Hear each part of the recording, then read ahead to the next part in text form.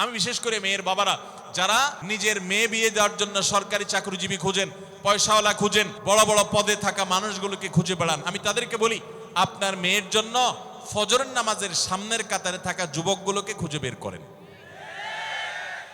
এই যে যুবকরা চিৎকার করছে সবাই ফজর নামাজ পড়েন, আল্লাহ সব যুবককে ফজর নামাজ জামাতের সাথে পড়ার তৌফিক দান করুন।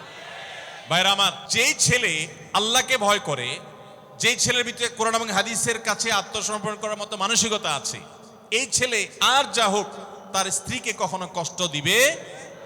যেই মেয়ে কোরআন হাদিসের কাছে নিজেকে সমর্পণ করেছে, কোরআন হাদিস যেহেতু স্বামীকে শ্রদ্ধা করতে বলে, এই মেয়ে কখনো স্বামীর প্রতি অশ্রদ্ধা করবে না। অতএব দাম্পত্য জীবনের অনেক গুরুত্বপূর্ণ একটা পয়েন্ট হলো এটা যে আপনি তার রূপ লাবণ্য, সামাজিক অবস্থান, সম্পদ, পয়সা কড়ি এগুলো দেখেন বা না দেখেন, প্রধান বিবেচ্য বিষয় হবে তার ধার্মিকতা।